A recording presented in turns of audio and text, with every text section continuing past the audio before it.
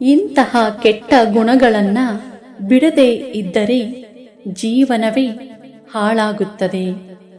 ನಮ್ಮಲ್ಲಿನ ಕೆಟ್ಟ ಅಭ್ಯಾಸಗಳು ನಮಗೆ ಜೀವನದಲ್ಲಿ ಯಶಸ್ಸು, ಅಭಿವೃದ್ಧಿ ಮತ್ತು ಗೌರವವನ್ನು ಪಡೆದುಕೊಳ್ಳಲು ಅವಕಾಶ ಮಾಡಿಕೊಡುವುದಿಲ್ಲ.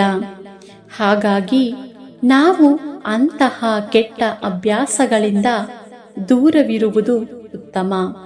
ಕೆಟ್ಟ ಅಭ್ಯಾಸಗಳನ್ನು ತೊರೆದು ಒಳ್ಳೆಯ ಗುಣಗಳನ್ನು ನಮ್ಮಲ್ಲಿ ಅಳವಡಿಸಿಕೊಳ್ಳುವುದರಿಂದ ಯಶಸ್ಸನ್ನು ಸಾಧಿಸಬಹುದು. ಒಬ್ಬ ವ್ಯಕ್ತಿ ಯಶಸ್ವಿ ವ್ಯಕ್ತಿಯಾಗಬೇಕಾದರೆ ಇಂತಹ ಕೆಟ್ಟ ಅಭ್ಯಾಸಗಳಿಂದ ದೂರವಿರಬೇಕು ಎಂದು ಹೇಳಲಾಗುತ್ತದೆ.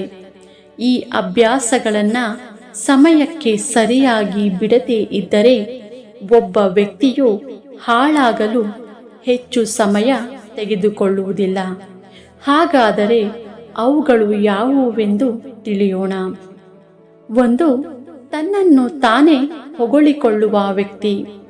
ತನ್ನನ್ನು ತಾನೇ ಹೊಗಳಿಕೊಳ್ಳುವುದರಲ್ಲಿ ಆಯಾಸಗೊಳ್ಳದ ಜನರು ವಿನಾಶದ ಹಾದಿಯನ್ನ ಹಿಡಿಯಲು ಪ್ರಾರಂಭಿಸುತ್ತಾರೆ. ಇಂಥವರು ತಮ್ಮನ್ನ ಹೊಗಳಿಕೊಳ್ಳುವುದರಲ್ಲಿ ತಾವು ಮಾಡಿದ ಒಳ್ಳೆಯ ಅಥವಾ ಕೆಟ್ಟ ಕೆಲಸಗಳ ನಡುವಿನ ವ್ಯತ್ಯಾಸವನ್ನ ಅರ್ಥ ಮಾಡಿಕೊಳ್ಳುವುದಿಲ್ಲ. ಅವರು ಯಾವುದೇ ಕೆಲಸ ಮಾಡಿದರೂ ಅದರಲ್ಲಿ ಹೊಗಳಿಕೆಯನ್ನ ವ್ಯಕ್ತಪಡಿಸುತ್ತಾರೆ. ಅಂತಹ ವ್ಯಕ್ತಿಯು ಭ್ರಮೆಯ ಸ್ಥಿತಿಗೆ ಬೀಳುತ್ತಾನೆ ಎಂದು ನಂಬಲಾಗಿದೆ. ಇದಕ್ಕಾಗಿಯೇ ಅವನು ವಿನಾಶದ ಹಾದಿಯಲ್ಲಿ ನಡೆಯುತ್ತಾನೆ. 2. ಪ್ರತಿ ವಿಷಯದಲ್ಲೂ ಕೋಪ ಮಾಡಿಕೊಳ್ಳುವವರು. ಅನೇಕ ಜನರು ಪ್ರತಿ ವಿಷಯದಲ್ಲೂ ಕೋಪವನ್ನ ಮೊದಲು ವ್ಯಕ್ತಪಡಿಸುತ್ತಾರೆ. ಅಂತಹ ಪರಿಸ್ಥಿತಿಯಲ್ಲಿ ಒಬ್ಬ ವ್ಯಕ್ತಿಯು ತಾನು ಅರಿಯದೇ ಆಗಿರಬಹುದು ಅಥವಾ ವಿನಾಕಾರಣ ಆಗಿರಬಹುದು ಅಥವಾ ಚಿಕ್ಕ ಪುಟ್ಟ ವಿಷಯಗಳಿಗೆ ಇರಬಹುದು. ಕೋಪಗೊಳ್ಳುವುದನ್ನು ತಪ್ಪಿಸಬೇಕು. ಒಬ್ಬ ವ್ಯಕ್ತಿ ಚಿಕ್ಕ ಪುಟ್ಟ ವಿಚಾರಗಳಿಗೂ ಕೋಪಗೊಳ್ಳುತ್ತಿದ್ದರೆ ಶೀಘ್ರದಲ್ಲೇ ಅವನು ವಿನಾಶದ ಹಾದಿಯನ್ನ ತಲುಪುತ್ತಾನೆ ಎಂಬುದನ್ನು ಅರ್ಥ ಮಾಡಿಕೊಳ್ಳಬೇಕು. 3. ಅಂಗವಿಕಲರಿಗೆ ಹಾನಿ ಮಾಡುವುದು. ಅನೇಕ ಜನರು ತಮ್ಮ ಅಹಂಕಾರದ ಅಮಲಿನಲ್ಲಿ ಕೆಲವೊಮ್ಮೆ ಅಂಗವಿಕಲರಿಗೆ ಹಾನಿ ಮಾಡುತ್ತಾರೆ. ಇಂತಹ ತಪ್ಪನ್ನ ಮಾಡುವುದು ಕ್ರೌರ್ಯದ ವರ್ಗದಲ್ಲಿ ಬರುತ್ತದೆ. ಇದನ್ನ ಮಾಡುವ ವ್ಯಕ್ತಿಯು ವಿನಾಶದ ಹಾದಿಯಲ್ಲಿ ಸಾಗಲು ಪ್ರಾರಂಭಿಸುತ್ತಾನೆ. 4.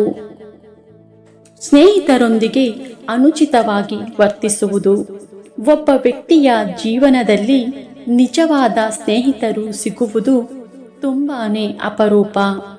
ಅಂತಹ ಪರಿಸ್ಥಿತಿಯಲ್ಲಿ ನಿಮ್ಮ ಸ್ನೇಹಿತರೊಂದಿಗೆ ಚೆನ್ನಾಗಿ ವರ್ತಿಸಿ. ಏಕೆಂದರೆ ನೀವು ನಿಮ್ಮ ಜೀವನದಲ್ಲಿ ನಿಜವಾದ ಸ್ನೇಹಿತನನ್ನ ಹೊಂದಿದ್ದರೆ ಅವರು ನೀವು ಯಾವುದೇ ತಪ್ಪು ಮಾರ್ಗವನ್ನ ಅನುಸರಿಸುವುದನ್ನ ತಡೆಯುತ್ತಾರೆ. ಆದರೆ ನೀವು ಅವನೊಂದಿಗೆ ಅನುಚಿತವಾಗಿ ವರ್ತಿಸಿದರೆ ಅವನು ನಿಮ್ಮಿಂದ ದೂರ ಹೋಗಬಹುದು ಮತ್ತು ಅದು ನಿಮ್ಮ ವಿನಾಶಕ್ಕೂ ಕಾರಣವಾಗಬಹುದು. 5. ಪಾಪದ ಕೆಲಸವನ್ನ ಮಾಡುವವನು.